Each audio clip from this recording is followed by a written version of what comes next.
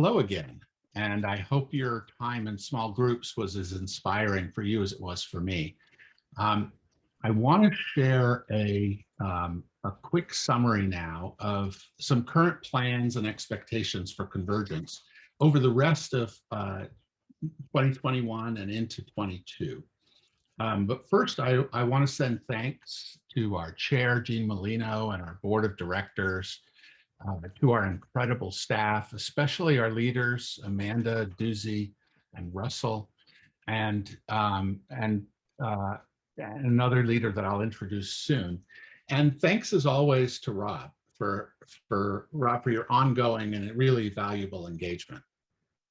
I was reflecting about a year ago when I shared with folks here how Convergence was responding to the pandemic. I said that we were facing this blinking sign, road out, detour ahead. And today, a year later, I'm really excited to report that we're actually seeing most of the elements of our pathway since then as less of a detour and more as Convergence's strategy for driving two key areas of impact. The first area of impact is improving lives through collective problem solving. And the second area of impact is normalizing across society the behavior of bridge building and collaborative dialogue. And here's how I'm thinking at this point that we're expanding our reach and our impact in both areas. So first of all, I hope it feels obvious and evident that our Convergence dialogues are our flagship activity. The Convergence dialogues will always be the flagship activity to which we're going to commit the lion's share of our attention and our resources, including financial resources. And I am really proud to share that in 21, we're going to be moving forward with 5 powerful Convergence dialogues. I'm going to quickly go through them. Guns and suicide prevention is already underway. And I just want to note, if anyone ever needs proof that our methodology for building trust and finding common ground works, this is the dialogue you should be directing folks to look at. The second dialogue I want to call your attention to is economic recovery for America's workers. This is going to be a new one that's built on the platform created by the dialogue of the same name that's been going for a little over 6 months. The assessment process is underway, and we're actually landing in a couple of places, but at least one that we're going to move forward as a frame of identifying pathways toward jobs through skilling and reskilling, and especially thinking of the 3-way relationships between workers, their employees, and institutions of higher education.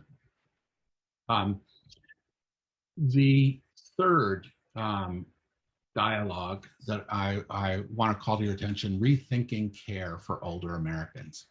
This is going to be kicking off with a short assessment process on July 1st. And I hope that everyone on this call has had a chance to see Convergence's preliminary report, which we call Rethinking Care for Older Americans, which was generated by Stuart Butler, and the addendum to that report, which features many ideas for changes that could be made immediately. The fourth dialogue, civil service reform. This dialogue is also kicking off our assessment process in the very near future. And it will be a more significant and robust assessment process because this is a new area of focus for us. So we'll be probably spending a good 4 months on the assessment beginning in July. And as America fights to rebuild trust in our institutions of democracy, trust in our federal agency and the federal workforce has to be right at the top of our list. And finally, the fifth dialogue that we're going to be launching this year is digital disinformation. This dialogue is likely to get underway in the fall, and we timed it that way partly so that we'll have the opportunity to be collaborative with and responsive to another dialogue on this issue that the Aspen Institute is currently undertaking. So let me pivot now to share a bit of our strategy for making a contribution to normalizing bridging across differences and normalizing collaborative dialogue for problem solving. You heard a little bit earlier Amanda talk about, and many of you were in the dialogue on short form engagements. Since the intensity and expense and the time involved of our flagship convergence dialogues limits our reach and flexibility, we're experimenting with what we're calling short form dialogues, in which we convene a group for just a short time, either intensively for a few hours or over a couple of days, or for several short meetings over a few weeks, to see how much headway we can make. And in the area of care for older adults, for example, a short form engagement actually was central to our ultimate engagement in the more traditional convergence dialogue. A second area that we're focused on, as you've heard many times this year, and as we had a breakout group a little bit earlier, we're also experimenting with playing a leadership role in the development of the bridge building field nationally. We see really strong opportunities to spread our best practices and methodology through this field.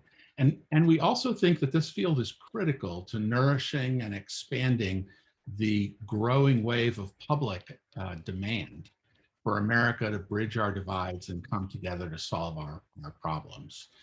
This weekend, Convergence is a hosting partner of America Talks and the National Week of Conversation, which follows. And I hope you'll, if you don't have information to connect to that, you can find it on our website.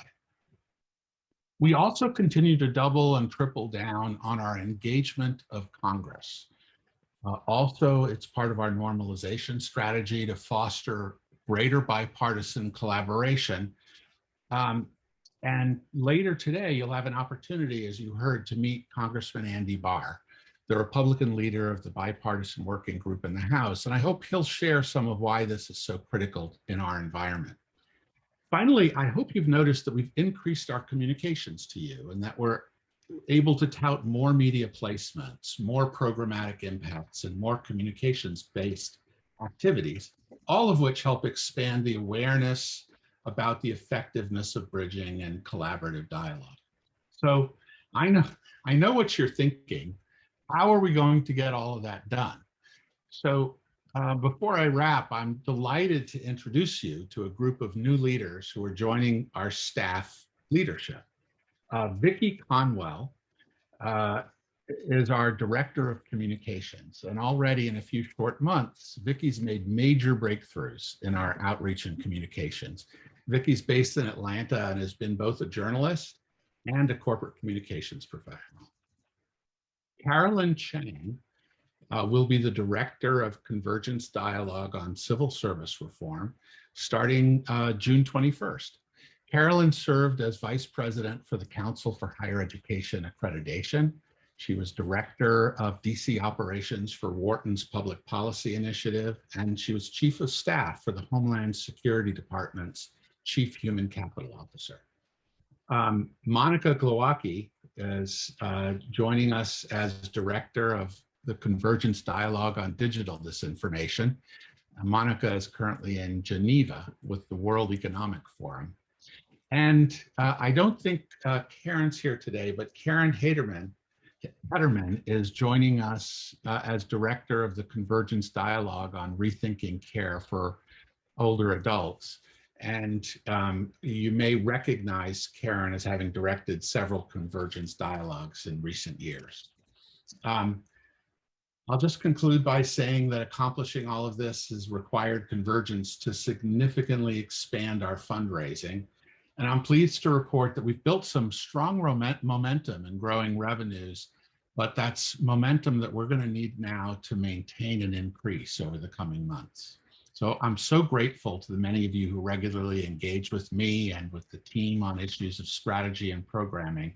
And although I'm not going to have time to answer them now, I sure hope I'll be seeing questions from you in the chat or by email, which I can send you answers to.